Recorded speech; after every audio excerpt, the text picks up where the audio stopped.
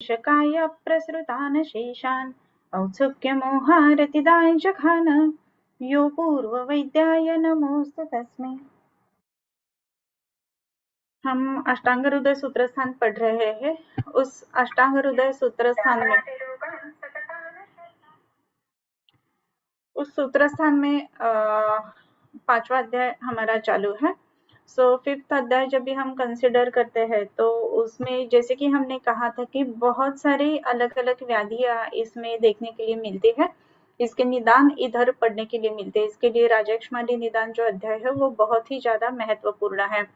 ये जब भी हम जानेंगे तो हमारा जो श्लोक है 37 श्लोक हमारे हो गए हैं। और जो छर्दी अरोचक ये सब जो है वो हमारा निदान पढ़ के हुआ है। तो आज हम आगे का यानी 37 श्लोक है उसके आगे पढ़ने जा रहे हैं।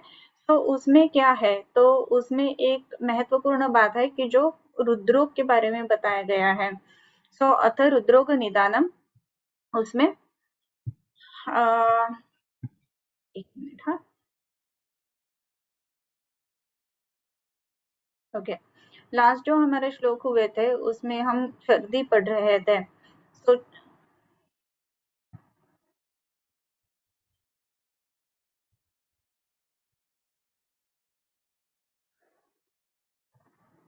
लास्ट जो हम पढ़ रहे हैं वो है छर्दी, और उस छर्दी के जो प्रकार है अलग अलग वो हमारे हो गए हैं।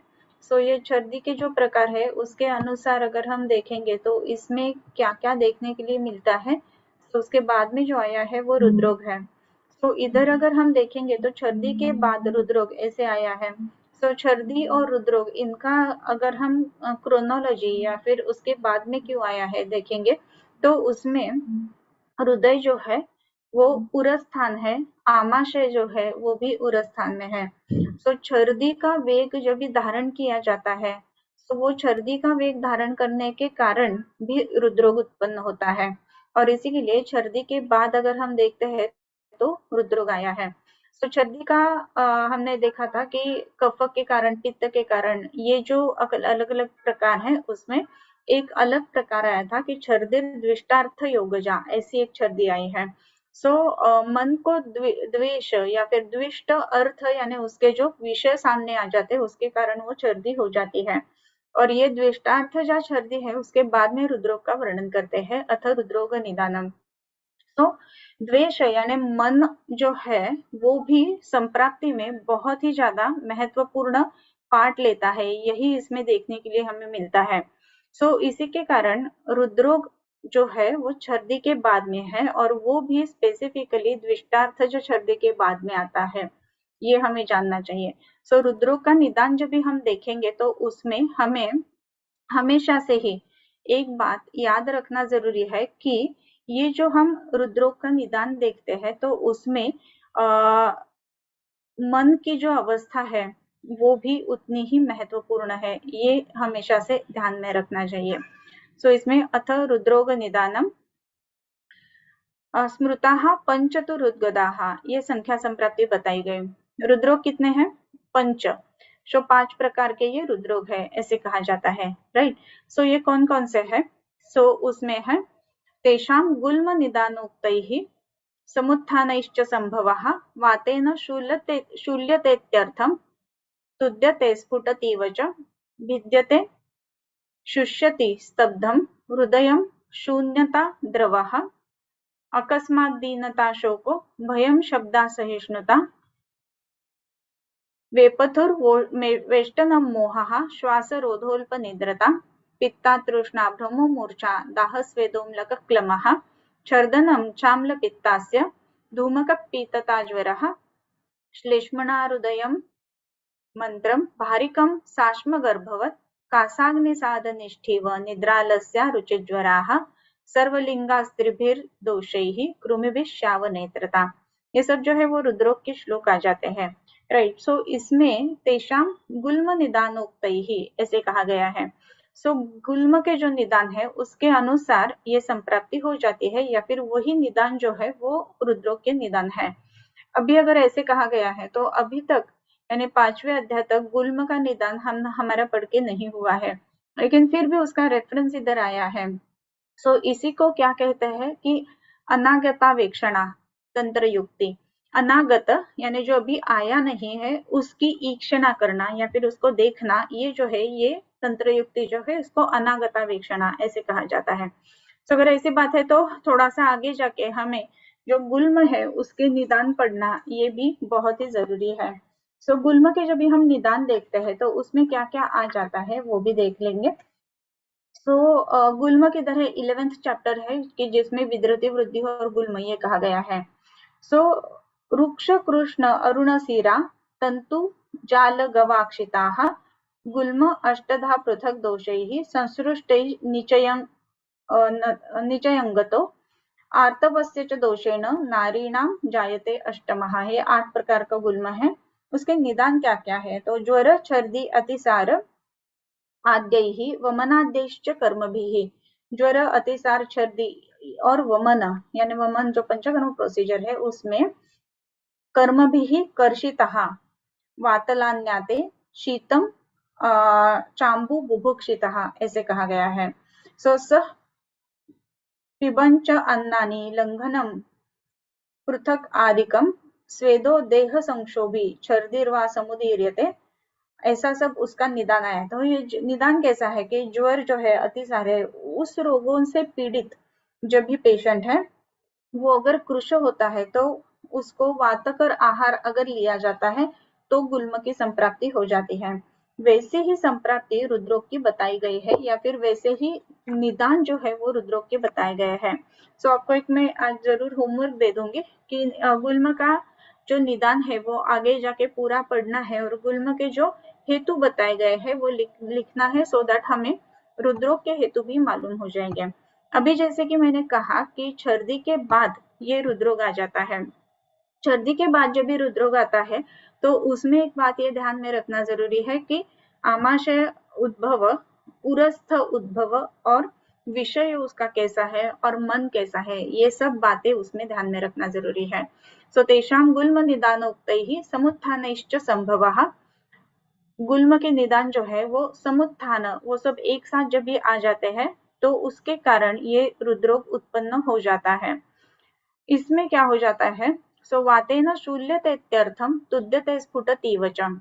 वात के कारण शूल्यते अत्यर्थम, इसमें वात के कारण जो शूल है वो बहुत ही ज्यादा शूल रहता है। वातज रुद्रोग जो है उसमें शूल बहुत ज्यादा रहेगा। फिर और भी एक कहा गया है भिद्यते शुष्यति स्तब्धम हृदयम शून्यता द्रवः। ये हृदय के जो लक्षण बताए गए हैं उसमें क्या क्या लक्षण देखने के लिए मिलते हैं, तो भिद्यते यानी भेदन हो जाता है। भेदन यानी क्या, तो हृदय में भेदन जैसी पीड़ा होने लगती है। फिर उसके बाद में जो है वो भिद्यते शुष्यति, हृदय में शोष उत्पन्न हो जाता है, थकान बहुत ही ज्यादा महसूस करते हैं पेशेंट। स्तब्धम हृदयम, हृदय जो है वो स्तब्ध हो जाता है, उसका जो गति है उसमें चेंजेस आ जाता है। हृदयम शून्यता, हृदय जो है वो शून्य यानी एकदम खाली खाली जैसा लगता है। हृदय द्रव, द्रवता यानी गल रहा है यानी काम नहीं कर रहा है, ऐसे उसमें फीलिंग्स आ जाते हैं।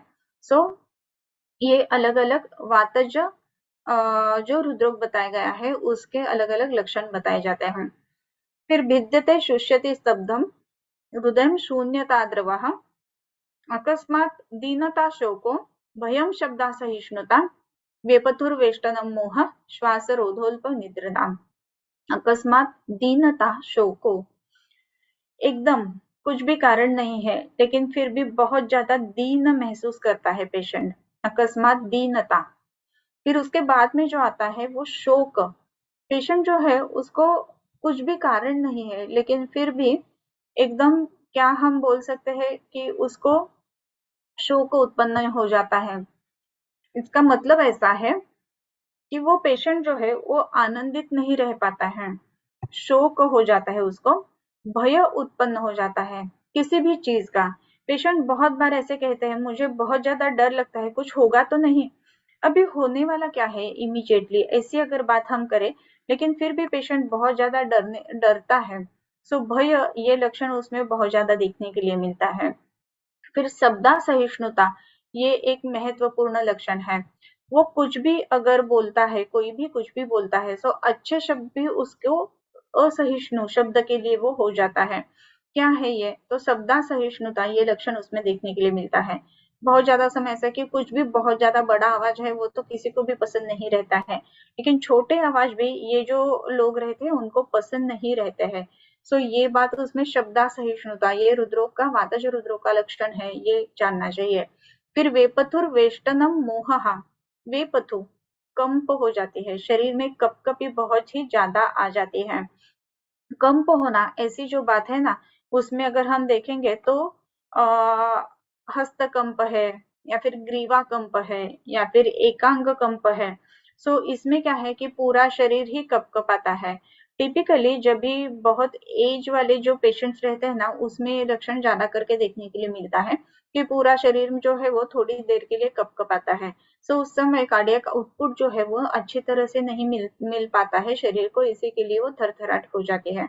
सो वेपथुर वेष्टनम, वेष्टन इसका मतलब है कुछ तो बांध के रखा है ऐसा पेशेंट महसूस करता है, वेष्टित किया हुआ है ऐसा पेशेंट महसूस करता है। सो वेपथुर वेष्टनम मोह, मोह इसका मतलब ऐसा है कि कार्य अकार्य अविवेक, करोमि न करोमि वा, मैं करूँ या नहीं करूँ, छोटे छोटे जो रहते हैं ना कोई भी निर्णय वो भी नहीं ले पाता है, मोह उसको कह पाता है, कहते हैं।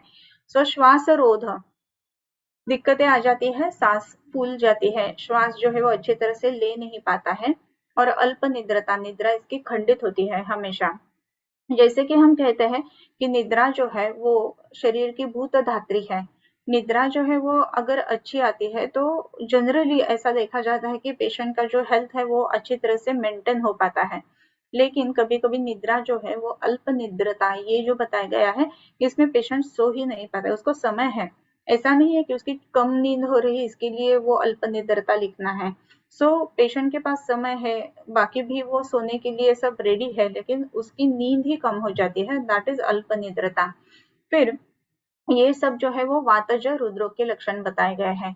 सो वातेन शूल्यते इत्यर्थम, तुद्यते स्फुटति वच, भिद्यते शुष्यति स्तब्धम, हृदय शून्यता द्रवः, अकस्मात् दीनता शोको, भयं शब्दा सहिष्णुता, वेपथुर्वेष्टनम मोह, श्वास रोधोल्प निद्रता। फिर उसके बाद में जो आता है ना वो है पित्त का लक्षण।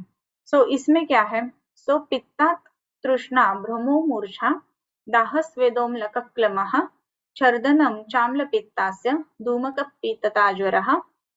पित्त के कारण जो हृदरोग हो जाता है उसमें लक्षण कौन कौन से मिलते हैं? सो उसमें जो लक्षण आते हैं उसमें पित्ता तृष्णा, बहुत ज्यादा तृष्णा उसको पहले लगती है, ये बात है पित्ता तृष्णा। फिर भ्रम, चक्कर उसको आ जाती है, भ्रमो मूर्छा, मूर्छन, ये एक बात उसमें देखने के लिए मिलती है, यानी पेशेंट जो है वो सिंकोप जिसको हम कहते हैं वो लक्षण इधर देखने के लिए मिलता है। सो पित्ता तृष्णा भ्रमो मूर्छा, दाह स्वेदोमलक क्लमः, दाह यानी पूरे शरीर में दाह, बर्निंग सेंसेशन पेशेंट फील करता है, स्वेद उसको ज्यादा आ जाता है।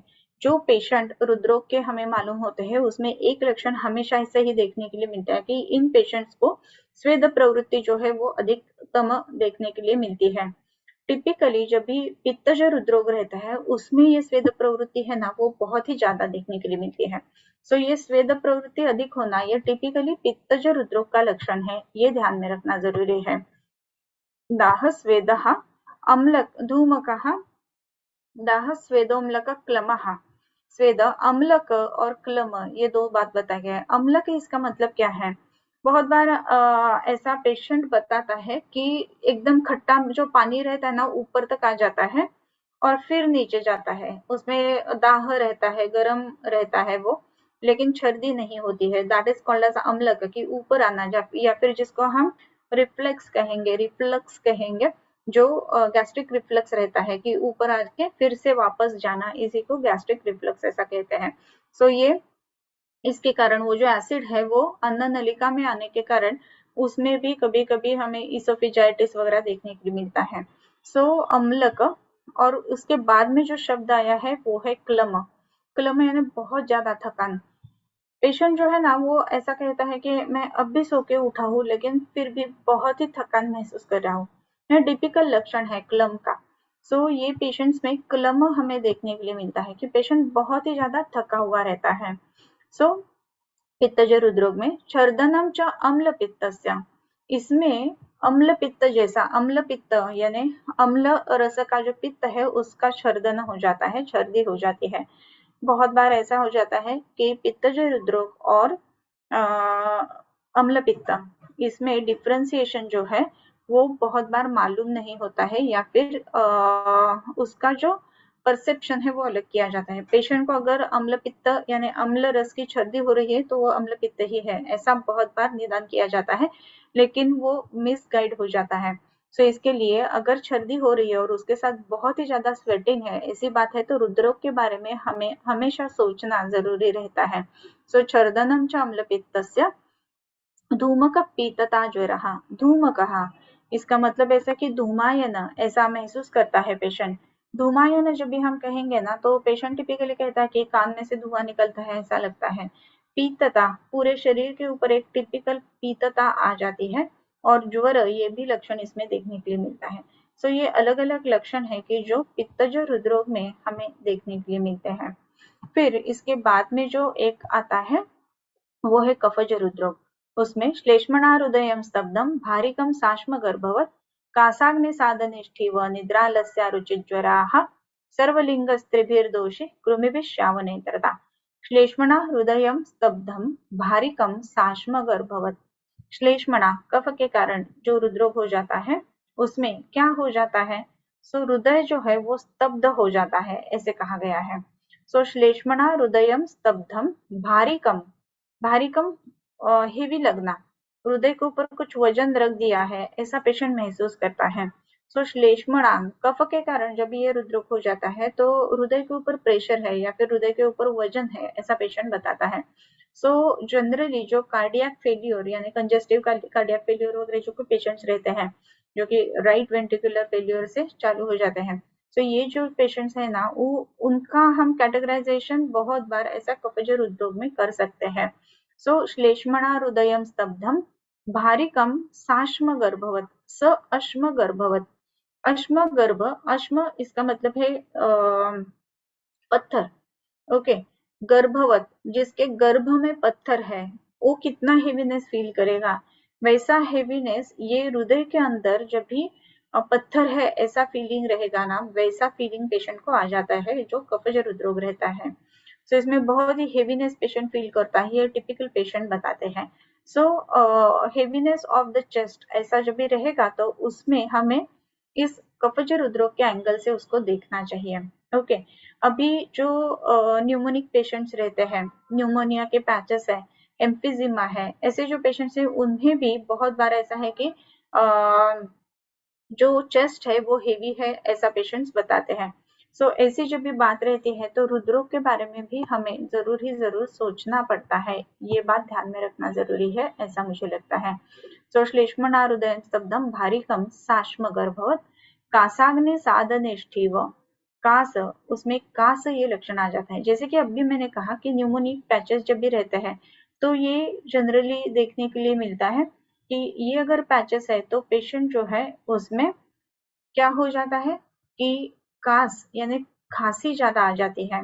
सो ये अलग अलग पेशेंट्स की हमें जो देखने के लिए मिलते हैं उसमें कास ये लक्षण है कफज जो हृदरोग है उसके साथ में।